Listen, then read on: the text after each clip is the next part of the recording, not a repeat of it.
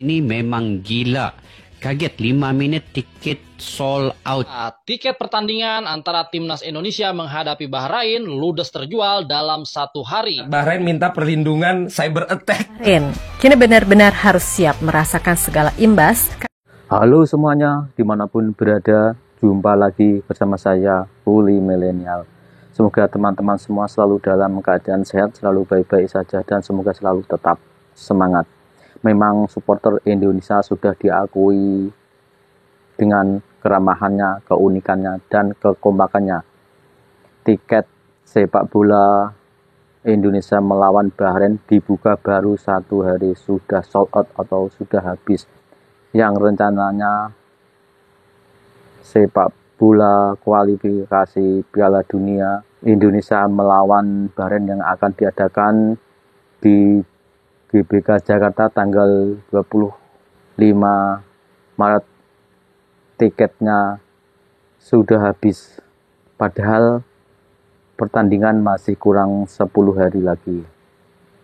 Dan rasanya Bahrain ketar-ketir bermain di GBK Jakarta, mungkin karena kecurangannya saat Indonesia main di Bahrain sana ya teman-teman.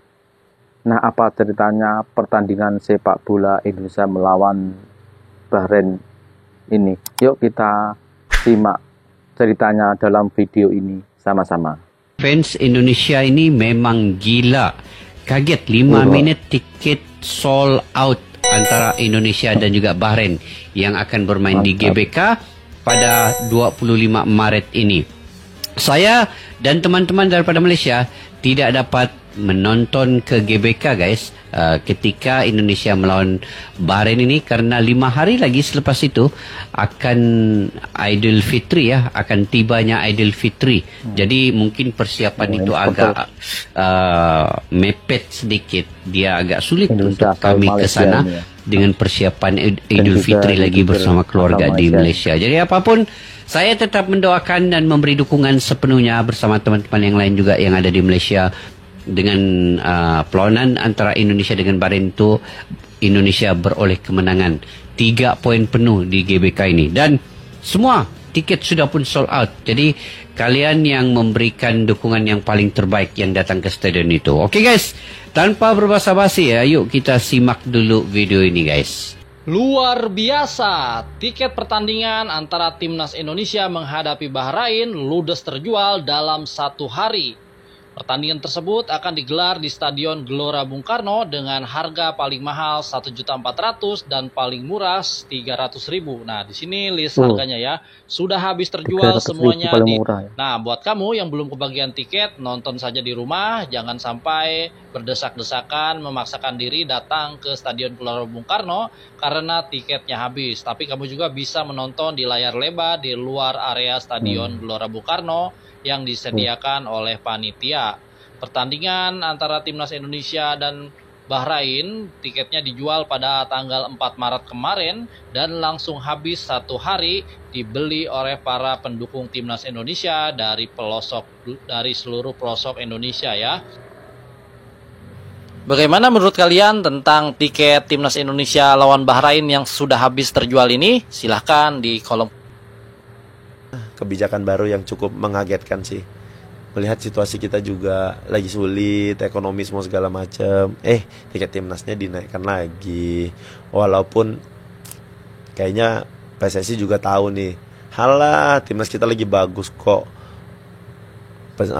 Penonton juga pasti bakal mau lah beli tiket berapa aja. Betul. Kita mau beli tiket berapa aja. Tapi itu tadi, fasilitas diperbaiki. Jangan ada lagi orang-orang berdiri tanpa tiket dulu masuk ke dalam stadion. Orang udah beli mahal-mahal, kok bisa kadang ada bangku double. Ada orang yang berdiri nutupin pintu keluar di stadion. Itu kan bahaya. Kok bisa harga tiket sudah mahal tapi kecolongan untuk hal-hal seperti itu? Itu juga harus diperbaikin. Jangan kitanya saja dituntut untuk mendukung dengan menaikkan harga tiket, tapi fasilitas semua segala macam tidak di-upgrade. Itu harus di-upgrade juga kayak begitunya. Supaya sejalan, supaya kita ngeluarin uang tidak sia-sia rasanya.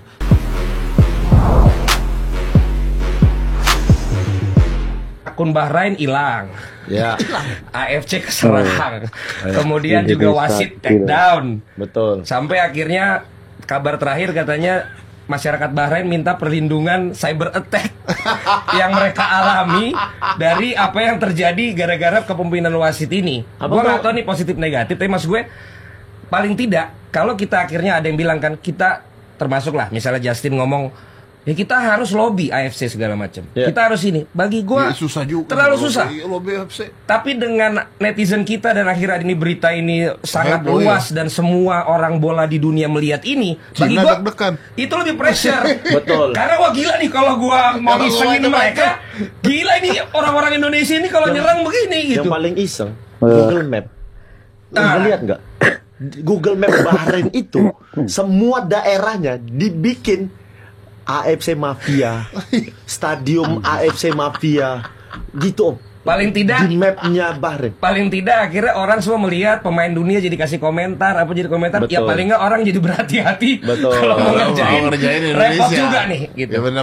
Tapi sampai di notis 433 tuh berarti udah jadi isu Udah gila itu. isu global Iya. kan. Walaupun akhirnya sekarang banyak sekali youtuber Asia Tenggara pun bikin konten timnas Ya. Oh iya. dan bahasa yang pro ke kita pasti naik itu. Supaya Betul. dapat view. Dapat view Betul. juga. Betul. Jadi ini memang gokil ini. Gila ya. Gila. Gila ini netizen kita berhubungan dengan bola, Om. Bahrain oh Bahrain, kini benar-benar harus siap merasakan segala imbas karena dalam tanda kutip sengaja cari masalah ke Indonesia. Memang di AFC, posisi Indonesia ini lemah karena nggak punya ordal, kasarannya gitu. Beda dengan mereka yang bahkan ketuanya pun orang Bahrain gitu loh. Jadi ya pasti mereka pede segala pengajuan yang diajukan bakal di ACC. Yap, meskipun begitu, jelas Indonesia ini nggak seremeh yang mereka kira.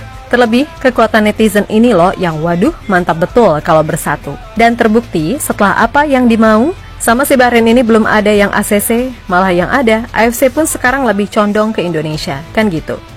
Yap, di luar dari semua itu, ada kabar bagus ketika war tiket Timnas Indonesia versus Bahrain akan dibuka Selasa 4 Maret 2025. Yang mana harga tiket sesuai kategori yang ditentukan. Walaupun agak mahalan, tapi sesuai prediksi, kalau tiket bakalan tetap ludes mengingat ini adalah laga yang sangat krusial. Dan untuk harga, bisa kalian lihat sendiri sebagai berikut. Lebih lanjut, mengetahui sikon yang ada termaksud atmosfer ngeri GBK yang bahkan menurut timnas Arab ketika itu sangatlah gila, diketahui makin membuat Bahrain menjadi-jadi. Karena sebelum ini pun, selain kabarnya minta pakai rantis, mereka juga minta pihak AFC mengirim 8 orang untuk mengawasi jalannya pertandingan. Ya pokoknya full ribet deh Bahrain, dan melihat masalah ini yang kayaknya makin berlarut-larut, pada akhirnya jelas mengundang beragam tanggapan. Di mana tak sedikit negara-negara yang benar-benar mendukung Indonesia bisa menang serta udah ngunci tuh mulut si Bahrain.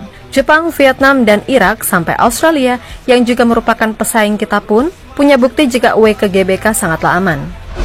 Pun begitu sama Vietnam yang kita tahu adalah salah satu rival bubuyutan dari ASEAN. Itu pun juga mengaku enjoy-enjoy aja ketika away ke sini. Dan Irak, tim yang udah bolak-balik ngalahin kita. Tapi nyatanya juga nggak ada masalah. Malahan nih, salah satu media Irak yaitu @Irakis_IR secara yakin menjagokan timnas Indonesia akan lolos Piala Dunia 2026. Di mana asumsi ini muncul berdasarkan gebrakan yang dilakukan Ketua Umum PSSI Erick Thohir. Yap, menurut media tersebut, semenjak Pak Erick memimpin PSSI sejak awal 2023, program naturalisasi pemain menjadi lebih intens. Pemain-pemain di Eropa yang memiliki darah Indonesia berhasil diyakinkan untuk memperkuat timnas Indonesia. Hal itu pun berefek kepada peningkatan kualitas performa dan hasil timnas Indonesia sampai di titik sekarang ini.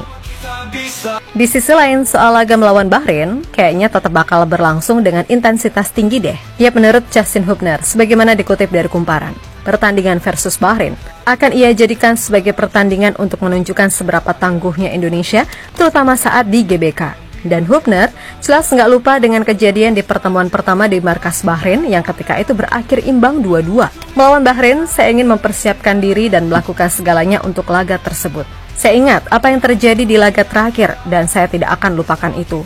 Kami akan perlihatkan kepada mereka siapa Indonesia saat laga di Jakarta. Sayang, saya tidak dapat bermain melawan Australia. Namun, saya yakin kami akan mendapatkan hasil yang positif di laga nanti. Ucap pemain Wolves tersebut.